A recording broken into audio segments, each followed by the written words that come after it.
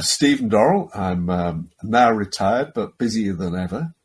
Essentially, I'm a former academic, journalist, researcher. I've been a consultant to lots of TV programs about intelligence, spies, etc., and British scandals. And I research British intelligence, nowadays mostly MI6. And I use what's in the public domain. And my research is centered on building up files and files of material that is available, but people don't bother to look at. And I think you can find out basically what went on in the world if you do that. I mean, surely all the juicy stories come from actual, like, retired and going and getting intelligence officers and ex-intelligence drunk. Some do, yes. And I've spoken to a lot, particularly during COVID, which was very good for somebody like me who spent his time talking to these people. But there is a fundamental problem with doing this kind of research in the UK, in that this is a very secretive country, and it's ingrained. And you talk to like families of MI6 officers about what their parents did, and some know in great detail, but many don't know anything at all about what they did, and that's because of this culture of secrecy that people grow up in. And you still get people who just won't talk, and they go to their grave with stories about what went on. And I think that's ridiculous in a way, in that this is part of our history, and events that took place, 50 years ago or more. There is no reason to keep them secret anymore, except embarrassment, I think. And there's a lot of that around. There's also a thing about the British that, particularly amongst the kind of media, cultural elite, historians or whatever, and even people who work in this very small field of intelligence studies, that they can't take seriously some of the history of this country. They pass it off as a kind of joke. And they find it kind of funny. They're embarrassed by it. And you see this on TV programs. In the last decade, there have been series about like the Profumo Affair, Jeremy Thorpe, etc. And they're not really serious.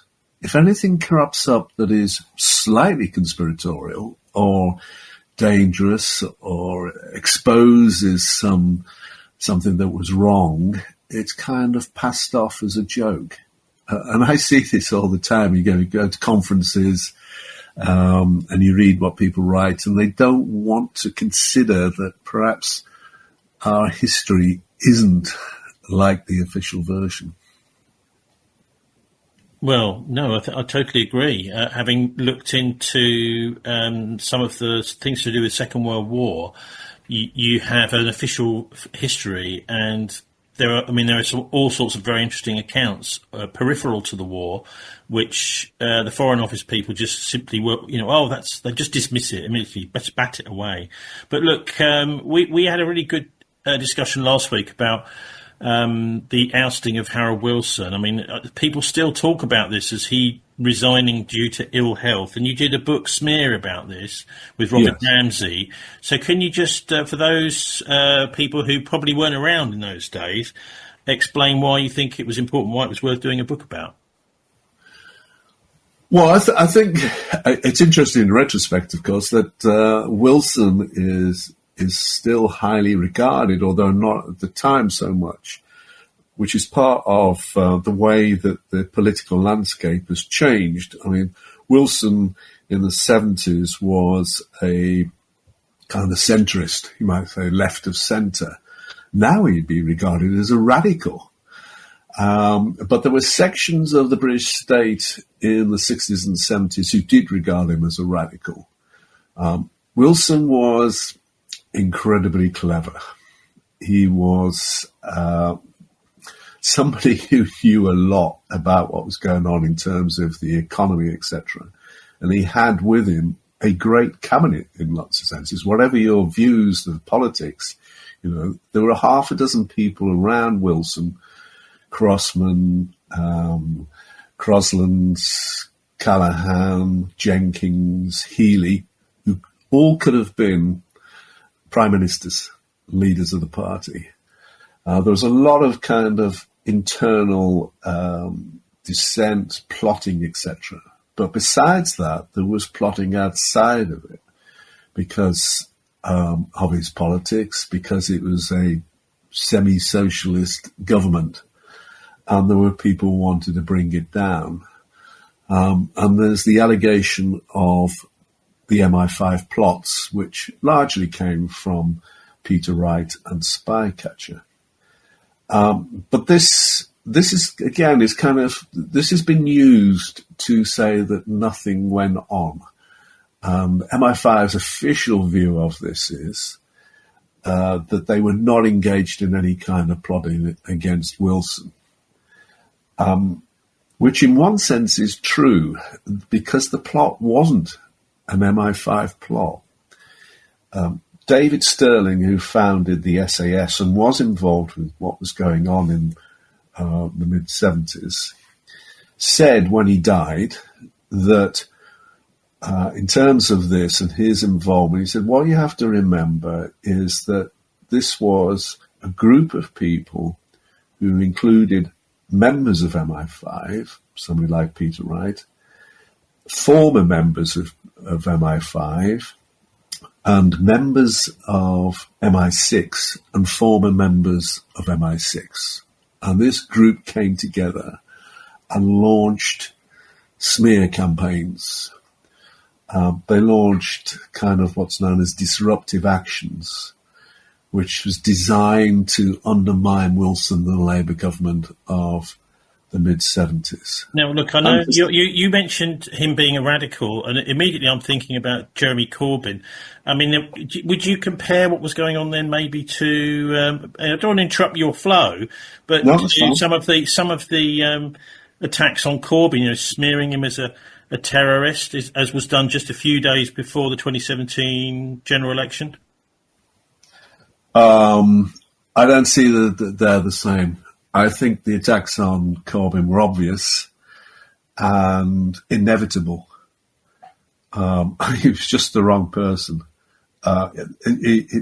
Why anybody would have a leader who's so obviously going to come under attack by the Conservative press, etc., I thought was ridiculous, and I was not surprised by anything that happened. He was just the wrong person. But this is the membership, isn't it, that voted for him?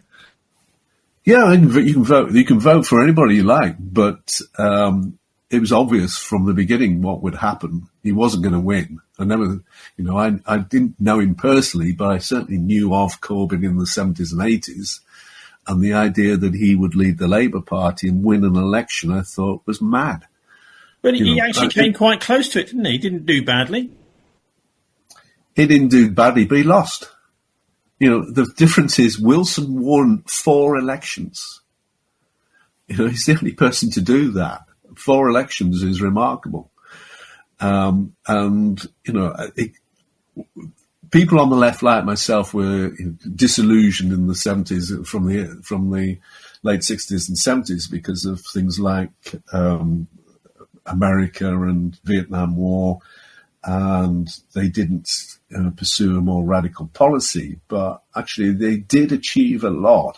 Now, one of the reasons why the right went after Wilson was because, and you can see this from a detailed reading of the right wing of the Tory party, etc., and the people that got involved in this kind of plotting, was basically because the trade unions had some power, and that working class people actually did pretty well in the 70s in terms of wages. And it's certainly true that, in fact, like in America, the working classes never actually got back to the standard of wages that they had in the 70s. And we haven't really.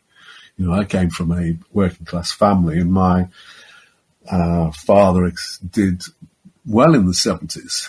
He got a good wage and he got a good pension.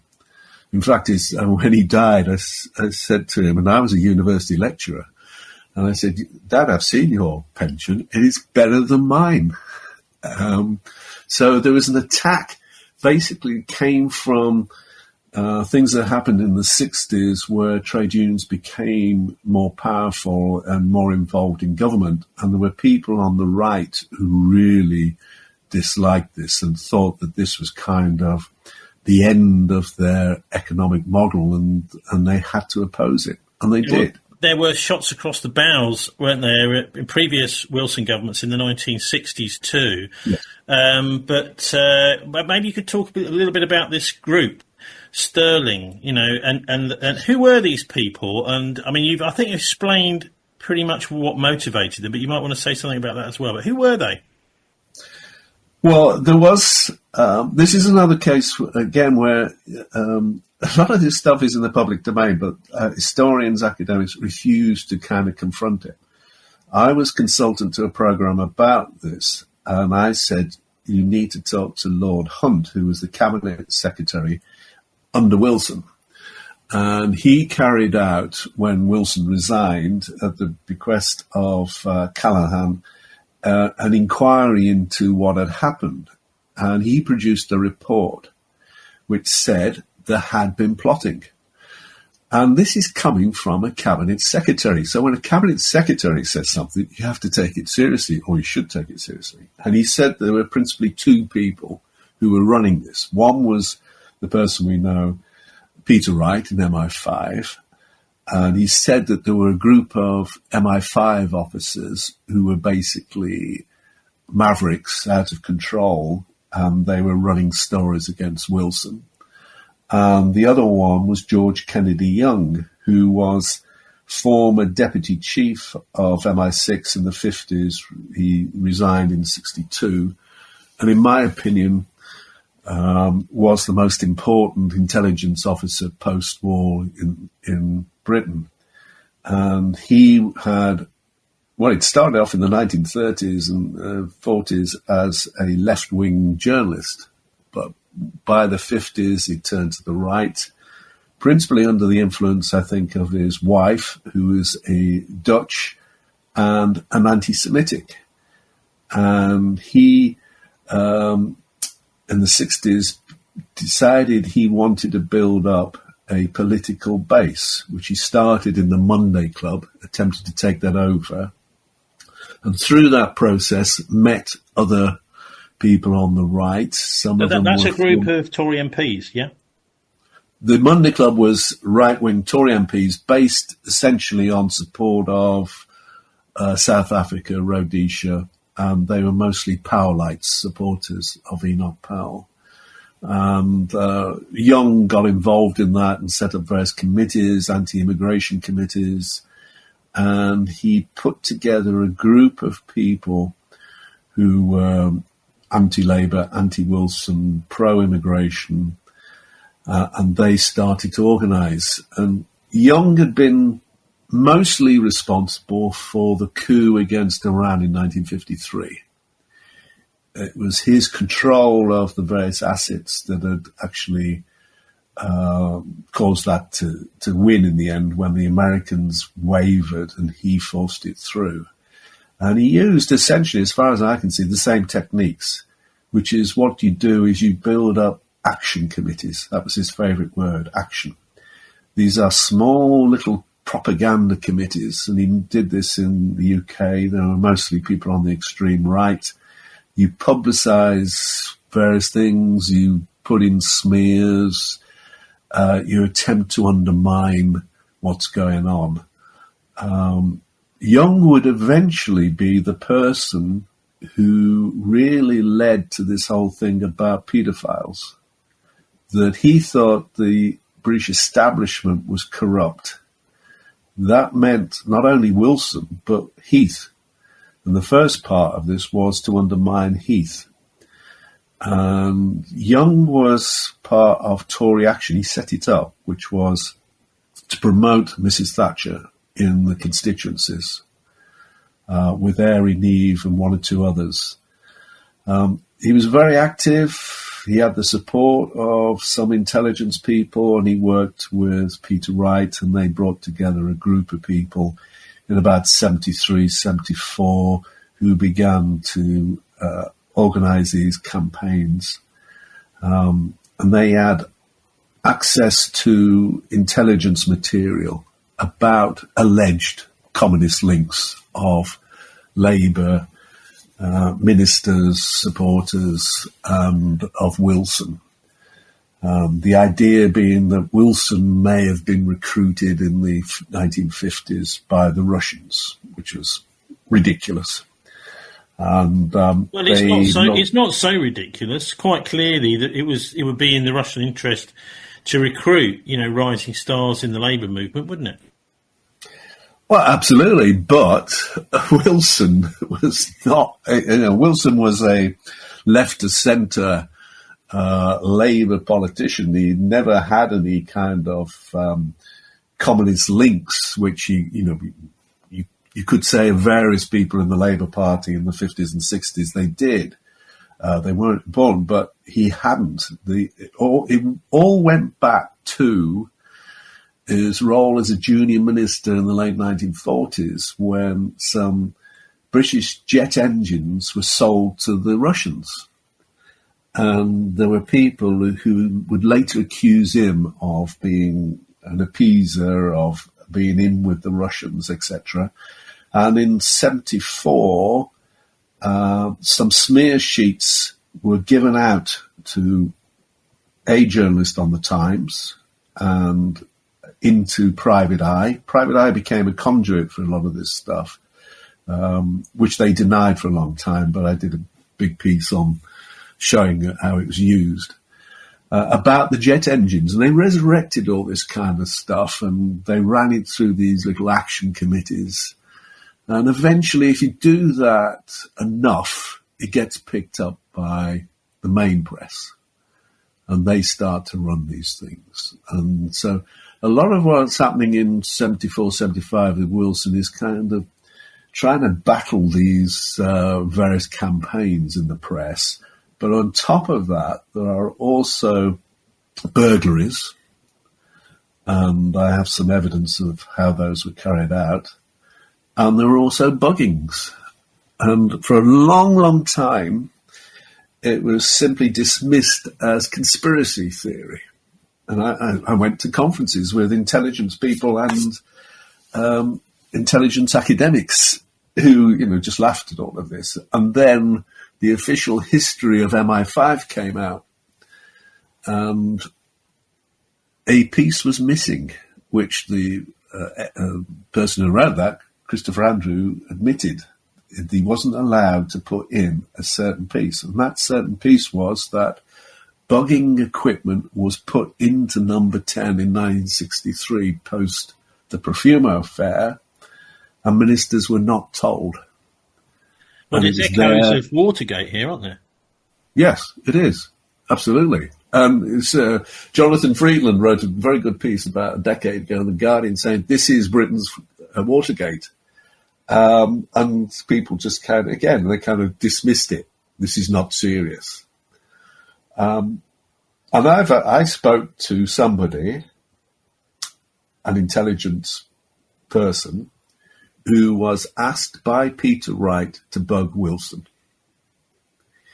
He said he wouldn't do it because it was illegal, but he gave in the name of a person who had a company that did this kind of thing, and Peter Wright approached them. There was a lot going on. There's a lot more still to come out, but it's you have to keep digging away at it. Well, look, we're now in the situation where this law was passed 3 years ago or so, which says that it doesn't matter if it's illegal, that actually the security services can just simply break the law. They've got a form of impunity, including murder. Yes and no. I think that's not really true. One thing, of course, is that MI6 are not supposed to operate domestically. MI5 are the domestic security service, and they are allowed to operate domestically, but they are still subject to the law. And if they are, if you discover that they are carrying out burglaries, that would probably domestically against politicians or whatever, that would bring them down. Similarly, if MI6 are carrying out stuff domestically in this country, that is not on, and that would bring them down. But you have to understand the way that they operate. These are clever people, or were clever people. I'm not sure they're so clever anymore. They operate on the system of plausible deniability, which means an MI6 officer, for instance, never actually recruits the agent who carries out the work. They use a cutout. They recruit an agent, and it might be, I can think of one specific instance, a senior police officer who then runs the agents who carry out the work. So if that person who carries out the work is ever discovered, there is no direct link to the service. And this is plausible deniability. And they do that abroad, and they did that here in the 60s and 70s. MI6, which is... Sorry, can I just ask you a bit about the economic background too? Because the 70s were quite torrid, weren't they, in terms of industrial disputes, particularly after Wilson left, actually. And various people we were chatting with the former MP Chris Williamson last week, who was saying that actually this was a major part of it, that Wilson was refusing to play ball with the IMF. Callaghan decided that was okay, and that actually this was part of Britain's economic downfall. So I wonder if you think that came into the attempt to get... Because, basically, like he was in the way of British troops going to Vietnam, Wilson was in the way of doing all these deals with the IMF. I don't think that's quite correct. I think there's something there. I think, historically, the real problem here is that there was a golden age of the economy, which basically runs from about 53 to 73. And Britain's economy was doing very well, and the working class were doing very well. You had this phrase, the aspiring working class, who were getting good wages, etc., and conditions of work, and it was starting to work out. But France and Germany were doing the same, but their standard of living was higher. There was a secret meeting in the late 1950s, which included George Kennedy Young, who, despite being on the right, was very pro-Europe. And this was post-Suez, and Eden called this meeting with his closest advisors and said, what do we do? How do we carry out our economic independent foreign policy? And they had three options. One was to carry on alone, which they all said was impossible because Suez had shown that you can't do that. Britain isn't, despite what reform or whatever might say, a great power. And we're discovering that now. The second option was to join the European Union, EEC as it was then. And they all agreed on that. They said we can have, economic growth, independent policy if we join with the French and Germans. And one of the reasons for that was that they were getting reports about, because people were starting to go abroad for the first time, and they're getting these reports about people were saying, look, the Germans and French, their standard of living is higher than ours, which is the same now. You're starting to get these reports about, despite the poor economic performance in Europe, the standard of living is still higher. But they said that would probably be very difficult, as it proved to be, because de Gaulle said, we don't want you because you're still too tied to the Americans. So the third option was we go with the Americans. They thought that was kind of inevitable, but they all said this is a temporary thing. when Britain gets back on its feet economically, then we'll ditch the Americans and we'll do what we want to do, as it were. So that's what happened. But the economy started to decline in the late 60s. Essentially, I think, because investment levels were simply not the same as in Europe. The Germans in particular invested a great deal of money in their economy, which worked, and ours didn't. And then you had, which I think is the watershed on everything, basically, which was the oil crisis. This changed everything. And from that moment on, the British economic model collapsed and is still collapsing. The wages started to go down. The right saw that the trade unions were pushing for higher wages. And there are a group of industrialists in the UK who are on the right and are very supportive of the right-wing Tories and this group of conspirators, if we call them that, who oppose the economic model. And they decided essentially to battle the trade unions and to oppose the Wilson economic model, which was a producer's economics, putting the producers first rather than consumption. But that kind of lost out, and we ended up with a consumption model, which has proved to be disastrous. Now, inflation, because of the oil crisis, increased dramatically. And it did look like the British economy was in serious trouble. And you get to the point where they consider bringing in the IMF, and that famous moment where Dennis Healey goes off and he goes to a meeting abroad, and Callaghan says, we have to deal with this, and there's a really big problem. If you read Healey, and I did speak to him, in retrospect, he thought that the assessment of the British economy at that stage was too negative. That yes, there was a problem, but they could have dealt with it.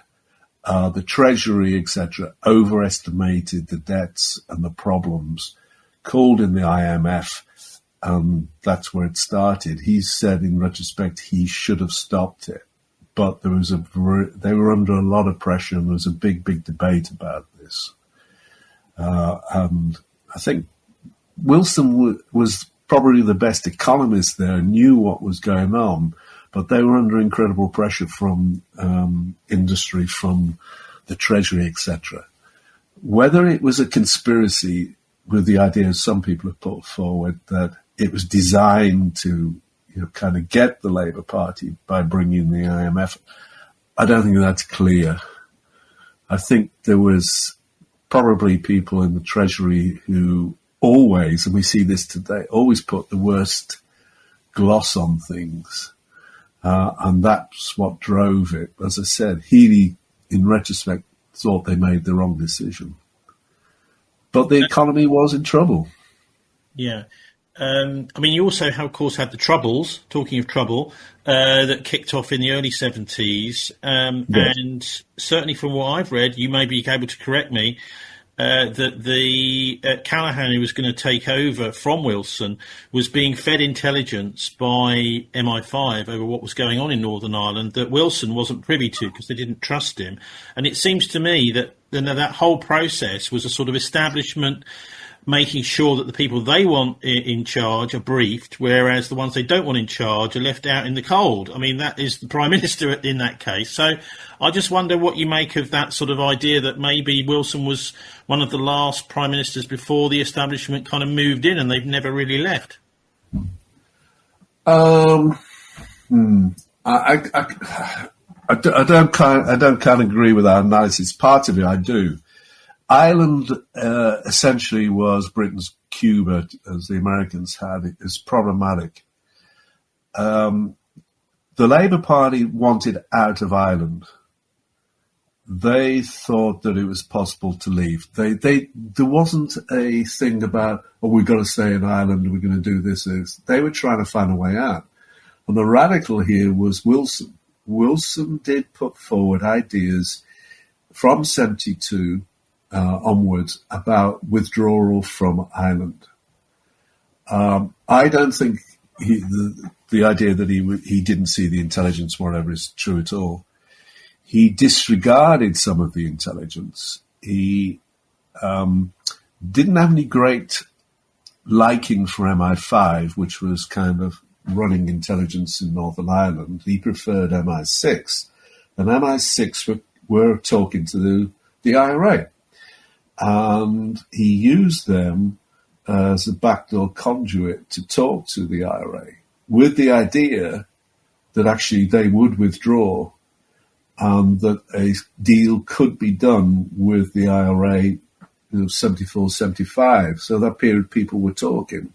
It also made deals with Ireland to swap intelligence, which was hugely controversial, because if it had been found out that the Irish government was talking to the British Army and the British government, that government would have fallen because of the situation in politics in Ireland.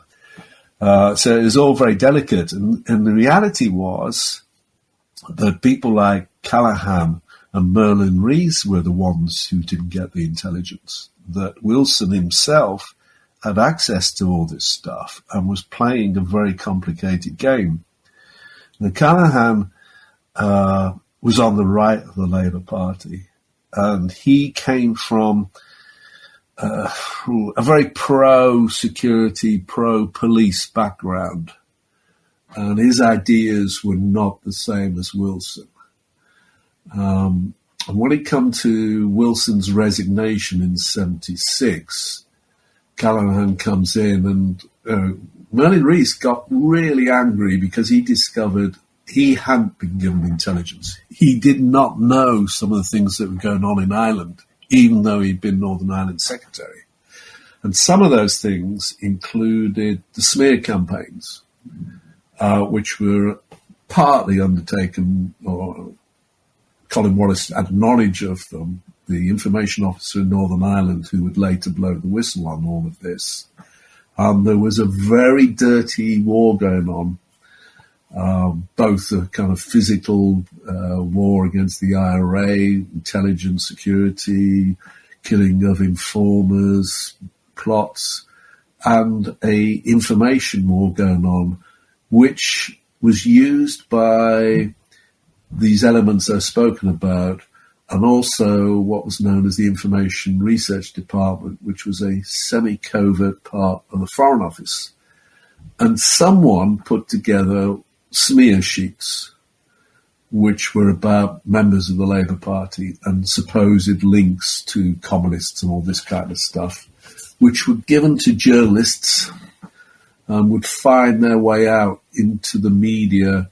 And also, British intelligence are very good at kind of gossip groups, that they will put something into a group which will eventually spread out for academics, journalists, clubs, etc. And there was stuff about Wilson, etc., that was kind of put into this arena, and it kind of spreads. And the idea becomes that Wilson is untrustworthy, too clever by half, too close to the Russians, too close to Jewish people, too close to people like Lord Kagan and others. And eventually it wears people down. I suppose the idea is that you've got groups of people that think that they're getting inside info, and so that it slowly sort of spreads from there. But look, I mean, I think we've got to end on looking at something a bit more up to date. We've had last week, the BBC did quite a good report, I thought, about MI5 lying to the courts here to protect a violent neo-Nazi spy, Daniel de Simone. Yeah. The BBC's investigative correspondent. Now, this is an appalling case. MI5 have been lying. One of their agents of influence is, as you would expect, far right, but they're not really doing any kind of due diligence. This guy's basically a maniac who's extremely violent. He's been threatening his girlfriend, so-called girlfriend, and saying, I can do anything to you. I can even kill you because MI5 will protect me. So this doesn't sound good, and it certainly doesn't sound good when it ends up in the courts and MI5 just lie about it. That's what they do. They are perfectly prepared to lie in order to protect knowledge of what they do. They do not want people to find out what they really do, because that's a slippery slope in their eyes. As soon as you start that, they think it will be a disaster. This really goes back, I think, to, well, one is, again, it's this culture of secrecy that, like, there were two journalists, Penrose and Courtier, who did a book called Pencourt File about the plots against Wilson. Barry Penrose died about 3 years ago, and I spoke to him before he died, and he said, well, you have to remember, and as we're talking about 1976, 77, we knew nothing about the intelligence services. We didn't know who they were. We didn't know what they did. And it was very difficult to find out anything. So you had this period of post-war where MI5, MI6, there was no scrutiny. The names did not appear in the press. Nobody knew what happened. And then you had in America the investigations into the CIA. And this horrified people inside the services. And they really worried that this was what was going to happen here. And so they started to close down things. And so, yes, this case is awful, but it's not the only one. I mean, I'm writing a book about Colin Wallace at the moment, and MI5 lie all the time. What's interesting is why people allow this and why people in positions of authority and power allow it to go on.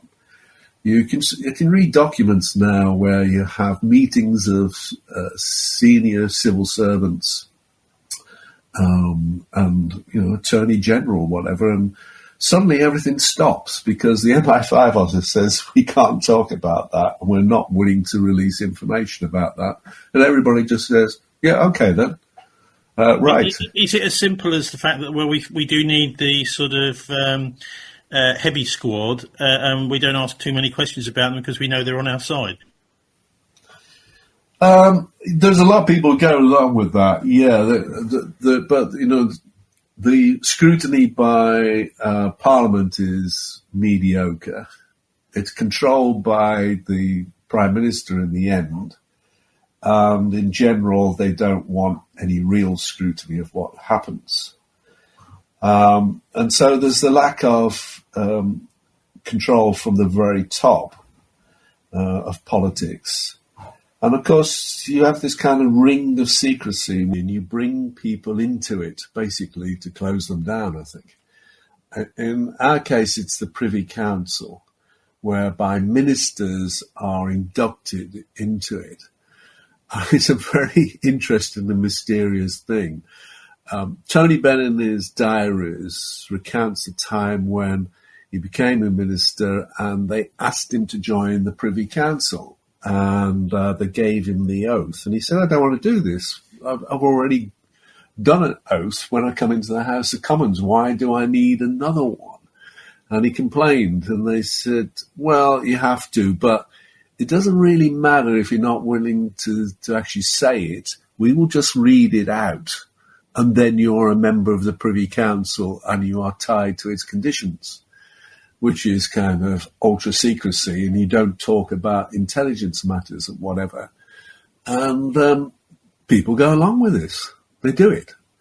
And it's an extra layer of secrecy in government. And organizations like MI5, MI6 rely on this. And also it gets taken into a kind of convention where you have in the House of Commons and they say, oh, I'm sorry, we don't talk about intelligence matters. And some of this is absurd because you can go back and they actually talk about the SAS, and you can find like the London Gazette, which lists all the people in the Foreign Office and Army officers, etc. And you can see, if you go back 50 years, SAS are mentioned when somebody gets a promotion, all that kind of stuff. But now you can't talk about it, and people just think this is the way it's always been, but it's not. These are all conventions. One of the worst ones was when I did my history of MI6. The publishers, Fourthers State, who were very good, came under a lot of pressure from what's known as the D-Notice Committee. And the D-Notice Committee it's a semi-official body which kind of oversees the media journalism with regard to defence and intelligence matters. And they have the editors of newspapers on their committee. And if you write about intelligence and you name an officer, they will get on to the editor and suggest that's not really a good idea doing that. We think you shouldn't do that. And most editors will go along with that. Anyway, I came under a lot of pressure and they said, we'd like to see your manuscript and help you, so that you won't be breaking any rules or the Official Secrets Act. And I told the publishers, forget it. I have no contact with them at all. And they kept doing this, and they contacted me direct and said, oh, Mr. Dorrill, would you like to come out for lunch? We can discuss these matters. And I said, get lost. But most authors, most publishers go along with this system. And if you don't go along with the system, then they play hardball. And they will say, well, this could be dangerous. You might be breaking the Official Secrets Act. And in my case, the Attorney General wrote a letter saying, we're going to prosecute you under the Official Secrets Act because you've broken the Act. And I said, specifically where? And I knew this would probably happen, so I'd taken precautions. And I said, well, I'm sorry. The pieces you are referring to I'd already given to a German newspaper.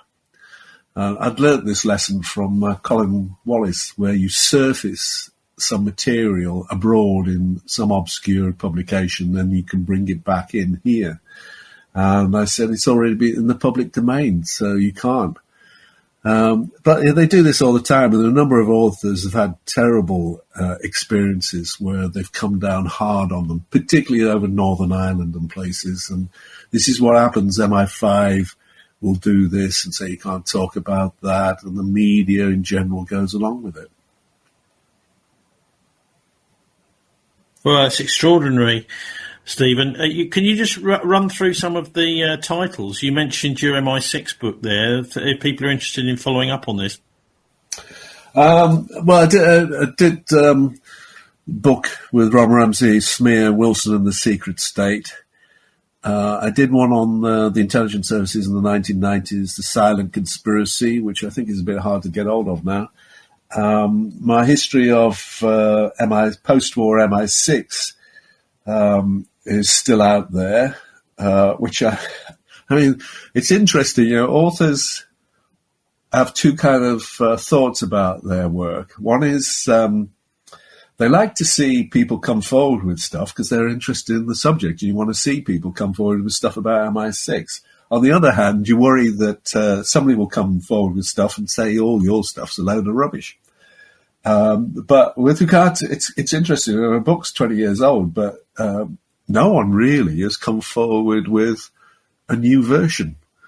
So it kind of still stands there, and you kind of think this is another problem with what goes on here, is that there's so many different areas where people, authors, publishers fear to tread, and you don't see particularly on the media and the TV, whatever, much nowadays going into depth into any of these areas. And I did a big biography of Sir Oswald Mosey, Blackshirt. And I did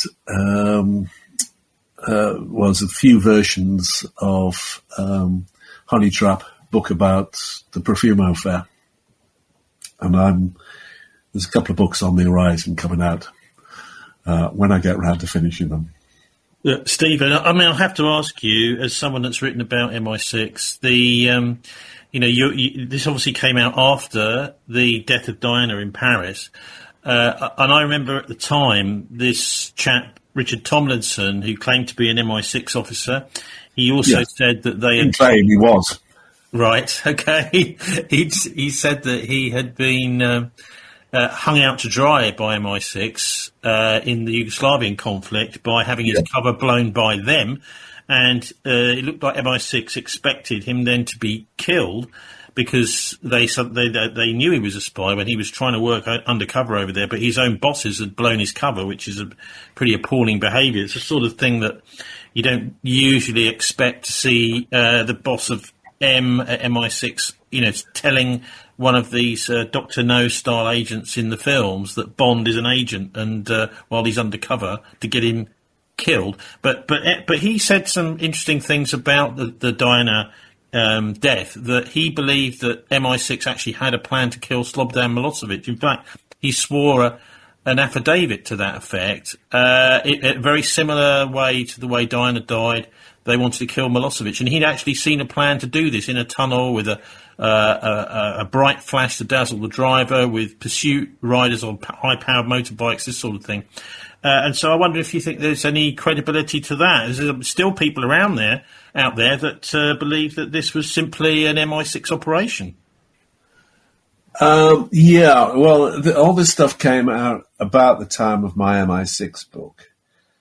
And I knew that if I had contact with Tomlinson, I would run into a great deal of trouble, because they were after him for revealing stuff. And I know that they threatened a major newspaper with the Official Secrets Act and all kinds of things. And some people knew stuff and they closed it all down. So I deliberately avoided Tomlinson, although in fact, I can't say how, but I got hold of his information. And he's totally credible, because he was an MI6 officer. What happened was that they decided they were going to release him, and he couldn't understand this, and there were no reasons really, and the way that they did it was terrible. And the backup and what they were going to help and all the rest of it. And he got really, really angry about this, and he kind of threatened to release material, and they didn't do anything, and eventually he did. But it also was because some of the stuff that they were doing was clearly illegal. Now, the Diana stuff, well, I've got a story about that. It happened when my book was being released. And we were having a celebration for the release of my book.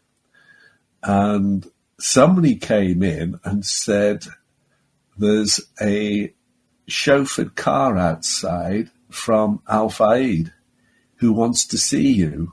And would you go to Harrods? I said, okay. So I went to Harrods, and I walked in, and there was a major display of my MI6 book in the front of Harrods. And I remember some other authors being very jealous because suddenly there was a big spread. And I got invited to Al Fayed's penthouse, and he said, he was actually quite open. He was there with his security guy, former Scotland Yard guy, and said, I've read your book, I really like it, I've read all the stuff, because I put in Tomlinson's material about Diana, and he said, I know you do not believe that there was any conspiracy with regard to the death of Diana, but you've said some interesting things, and we spent a couple of hours talking about that. And at the end, he said, I'm going to give you a present. And he handed me one of his ties. And he said, you'll need this if they come after you. He's referring to MI6. And it was a pull-off tie. He said, if they try and strangle you with the tie, it just pulls off. So we had this discussion, and I said, no, there was no plot, etc. What Tomlinson was saying was, and it was factual, that there had been a plan, if they thought it was going to happen, to assassinate Slobodan Milosevic. And there were elements of that he could see that he could use to kill somebody in a position like Diana, in the tunnel, as you said, with the flashlight. And he revealed that there were senior MI6 officers in Paris at the time, and that one of them was related to Diana's best friend, which I revealed, and was one of the things that the Dino's committee, etc., really disliked. So that's why I'm with Tomlinson. But Tomlinson, they tried to work out a deal with him, which didn't really work out. And then he revealed some names of MI6 officers, most of which actually had already been put into the public domain, partly by me and a few others beforehand. And then there was a flood of stuff, most of which are inaccurate. So it's a complicated story, but Tomlinson was at the same time as, you may recall, David Shaler. And Shaler, I saw him in Paris, was under intense pressure from MI5 not to talk about things. And he did talk about the assassination attempt in Libya and some details of that, which some newspaper, well, one newspaper in particular did have, but again, they were threatened, and so they didn't reveal it. And I got hold of that and did reveal it, and they came after me. There were a couple of things that happened which they tried, and they kind of behind the scenes put pressure on and try and stop you doing this kind of stuff. But Shaler told me I do have an MI5 file. He'd seen it and he'd read it. So they do keep tabs on people. Can you just go into a little bit of detail about the sort of pressure that they can put on you? And the idea surely is to make you think, well, this it might not be. It might just be coincidence, something that's happened to you. So what happened to you, if you don't mind talking about that? I was offered a job, and with the job comes an automatic grant. And I was the only person ever not to get the grant. And I rang up it was the Home Office. I rang up the Home Office and said, what's going on? I haven't got the grant. What's happened? And the woman said, oh, we've looked at your file and decided not to give it to you. And she then put the phone down. And then about 10 minutes later, rang me back and said, I never spoke to you. It's bizarre. There's things like that. And they put pressure on publishers, It's kind of, look, can't we talk about this? We'll take you to lunch, and what we'll do is, if you don't put in that piece of information, we could give you a good story about something else, and we can cooperate. And then, of course, you get drawn into this, and it gets deeper.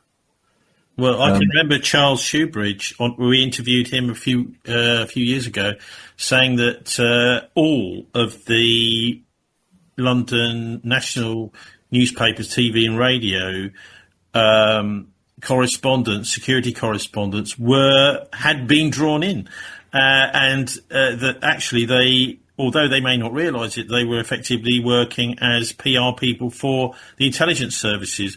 In that the stories that the intelligence service didn't want to come out didn't come out, and the ones that the intelligence services didn't mind coming out did come out. I think that's how it works. I mean, it's difficult because I know one or two. Well, I've known quite a few, but I know one or two people who've written, journalists who've written on intelligence, who've been completely upfront about what they do. Then get accused of working for the intelligence services, which is untrue. So it's a very, very difficult line to be drawn. The problem is, of course, that if you have like a foreign correspondent who works abroad and has had contact with MI6, for instance, and maybe has run some stories and whatever, and you go, say, to Iran, they will immediately think you're actually an MI6 person. So it can be very dangerous. So you have to be really careful about these relationships. The other side of that is, which is problematic, which you mentioned, is that in America you have some journalists, Seymour Hersh is a prime example, who write about intelligence, and they have really high contacts. They know people. Whereas in this country, there are no journalists who write on intelligence who have those kind of contacts. So, in the past, there have been various scandals, say like Stalker or something. And journalists simply did not have the contacts to be able to really go to town on those. So a lot of things go by the board, and then you are reduced to briefings by intelligence, who obviously they're briefing in their interest, they're not briefing in your interest. So again, it's this kind of ring of secrecy, it's this culture of secrecy that exists and still exists, and it's very hard to break down. Yeah, I'm thinking about Richard Norton Taylor as you're saying this, because he was someone from The Guardian who definitely did have a bit of an independent bent, and he had a bit of support from The Guardian too, to run stories which the intelligence services wouldn't be too happy about. Of course, even though, he's getting on, he's not able to get anything out through The Guardian anymore because, there does seem to have been a change in the way that these national newspapers operate, Stephen, doesn't there? They're leaning more towards the establishment and away from the public that read the papers, and maybe that's why trust in the press is declining, or part of the reason. I think you're correct on that. I know Richard very well, and I've known him a long time, and I used to talk to him a lot. And he always worried about this because there were people on the left who were saying, "Oh, he's a spook journalist," which was untrue. He was doing exactly what he's supposed to do. He did have contacts, mostly in the civil service, but they spoke, but it was always on a correct kind of level. But he did write very critical stuff. He's always been very critical of the intelligence services. And it's that very difficult line. And from the outside, it looks like some people are in bed with the spooks. And sometimes it's simply not true. And you go back to what I said about Barry Penrose, that most journalists just don't know. They know very little. We know a lot more than we did. But the other side of this is that, investigative journalism is not in a good state in this country. There is some excellent stuff being done by, Declassified was the example of kind of independent online. But when you come to things like TV, there's nothing. It's just gone. You used to have on ITV, you'd have World in Action, the Yorkshire one as well. There were 2 or 3 investigative strands, BBC, Panorama, which is reduced to 30 minutes, popular stuff. I was consultant to 2 programs on intelligence with Panorama. They weren't brilliant, and they stepped very lightly around the subject, but at least they did them. But that doesn't happen anymore. Channel 4, Secret History, that's kind of gone. So it's very difficult to get this stuff out. And in general, publishing's in a really bad state. I know people who did really great stuff in the 80s, 90s, whatever, simply can't get a book published. Partly because there's no money. If you get an advance for a book now, say on MI6, whatever, your advance is probably 90% less than you would have got in the 1980s or 1990s. How do you do a proper research job on that? You can't. What happens is you'll see dozens of these books, and I'm not exaggerating, there are, whereby a writer will go to the National Archives and get a file from MI5, big fat file, and write a book which is, kind of the spy who won the war, the spy who did the Germans in, etc. There's lots of these books, and all they are MI5 files that are rewritten. Very little original research. And people take what is written in an MI5 file as gospel, as if it's true. I've got a book coming out, which is a biography of an MI5 officer who worked with John le Carré. And he told John le Carré, leave, because it's a waste of time here. This was in the mid-50s. And he told me that he got in touch with me because I'd written the biography of Oswald Mosley. And his job was to monitor the fascists in Britain in the mid-50s. So he went to meetings of Mosley, wrote up the reports. There were special branch people taking notes, wrote up the reports, went back to the office, put them in a file, and he said, what happened? You put the file in another file, and it was never seen again. And he said what he was doing was a waste of time. Mosley in the mid-50s did not pose any kind of threat. But you had to write these files, endless reports from special branch and whatever, and nothing happened. It was useless. And that kind of thing has gone on for 50 years. Is it possible to fix this, do you think? I mean, you mentioned the Privy Council. I don't know if you could... Get rid of the Privy Council. Crack that nut. But, sorry, what did you say? Get rid of the Privy Council. Is that feasible? It's been there 500 years. It's time to go. It's used by a shortcut by prime ministers and whatever to get stuff done. But it's not democratic. Get rid of it. Reform the Official Secrets Act.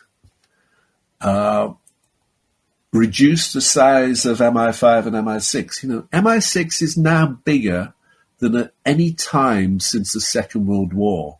Bigger than it was during the Cold War. It's, one of the things I got, I didn't get so much into trouble. I gave a story to the Financial Times on the funding of MI6. I said, I know from a source that most of the funding of MI6 is hidden, that what goes before Ministers' Parliament is not true. And a senior journalist on the Financial Times took it up and did a story about it and said, yeah, it's true. They hide. Some of it is hidden in other departments and some is hidden in the defence budget, which is of interest now because that's becomes more and more important. And he said, I wrote the story. He said, I've never had so many problems. They really got on to him about this. They were really angry, got on to the editor, got on to him, saying, it's totally untrue, and why are you doing this, etc. It's kind of it was the big secret of MI6 that their budget was much bigger than anybody knew. So there's a lot of stuff that's still hidden. I don't see any reason why they regard it as an official secret, the actual size of the budget. I cannot for the life of me see why. The only thing is it's slightly embarrassing because we're such a minor country, really. As is being shown at this moment with the Americans. And they don't want it revealed. 80% of intelligence that MI6 gets comes from the Americans. And I was at a conference with some intelligence people, CIA, and European intelligence people, some British academics. And I said to them, when are you going to create a European intelligence agency? And there was uproar from the British. They said, that's never going to happen. And I said, that's crazy. Of course it's going to happen. If you have a European army, which will be coming, and this was a decade ago, you inevitably have a European intelligence agency. And they were horrified by the prospect because that meant you would be going against the Americans. They did not want to do that. There was a guy from the Dutch intelligence, a guy from from German intelligence, and they said, yes, you're right, there will be one, and we're working towards it. British just scared of it.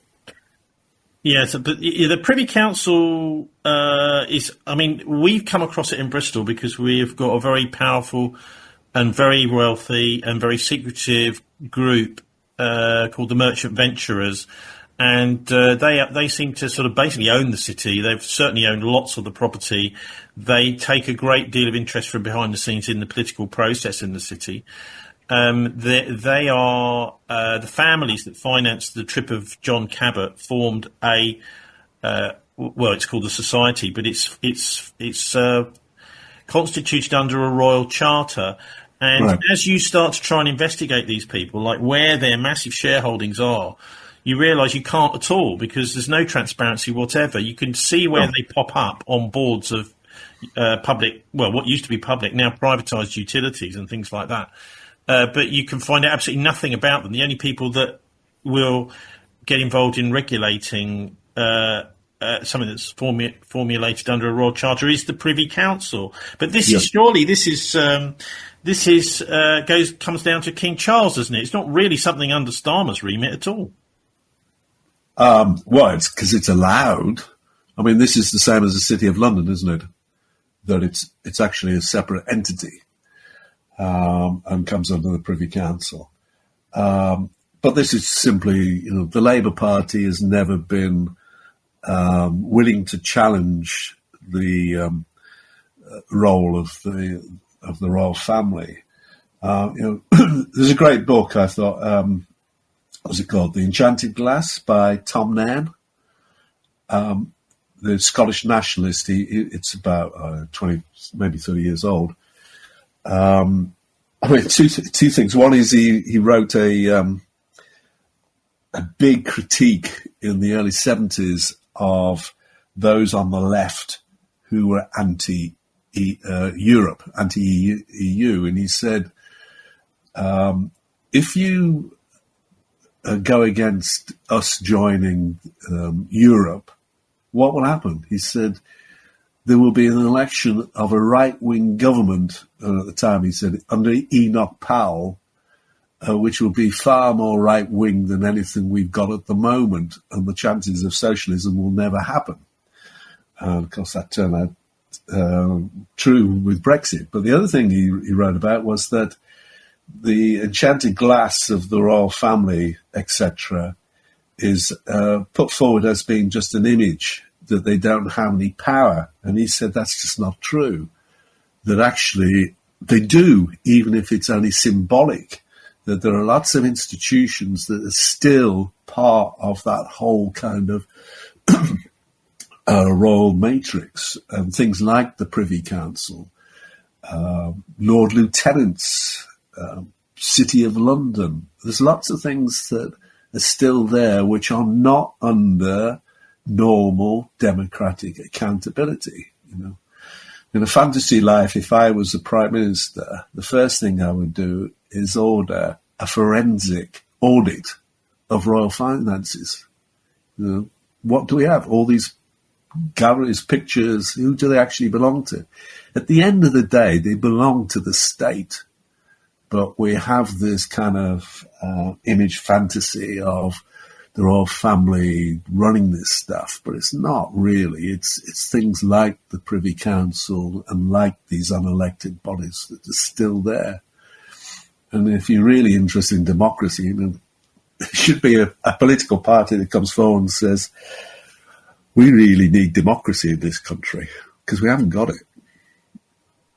Finally, Stephen, there was a book came out by Chris Mullin called A Very British Coup, going back to Wilson, finally. And actually quite a good film I remember watching a while ago. It was. Which was all about a Prime Minister who was being surrounded by enemies and decided he was going to pretend to announce his resignation live on television. But actually the speech was really just naming and denouncing the conspirators who were trying to get rid of him. And this was, I mean, it's actually a pretty electric film. I wonder whether, to what extent that book and film related to the smears and the forcing out of Wilson in '76. Well, it is a good book, and Chris Mullin, of course, was very active on the left in a number of campaigns, and he was on Ireland, etc., and he was very good, and the book is clearly based on that. Interestingly, I think I've got about 3 or 4 books now that are largely based on the Wilson episode. I mean, one of the things interesting I find now is that there's a kind of general view grown up that Wilson went because he thought he was getting Alzheimer's and was ill. Which I think is basically just another smear, essentially. It was, as we point out in Smear and subsequent articles, Wilson had made plain that he would retire when he did retire, that his wife, Mary, had never been happy with him being in politics. She wanted him to be an academic, which he could have been, because This is a guy who had the second best ever degree at Oxford.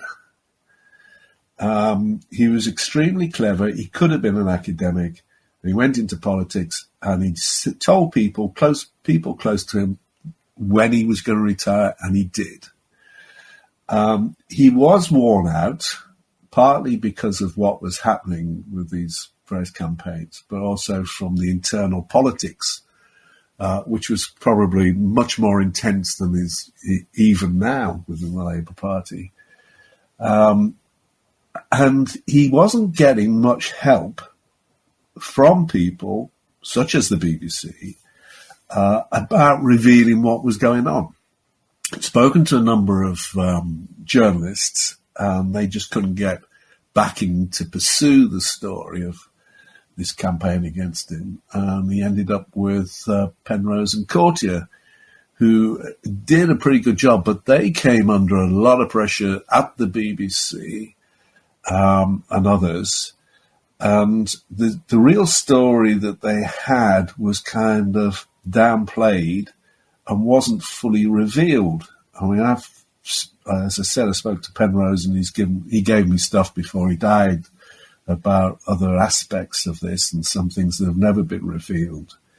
What happened was the story got sidetracked by Jeremy Thorpe scandal, that the press became obsessed with this story about Jeremy Thorpe and the comic episode of the killing of the dog Rinka.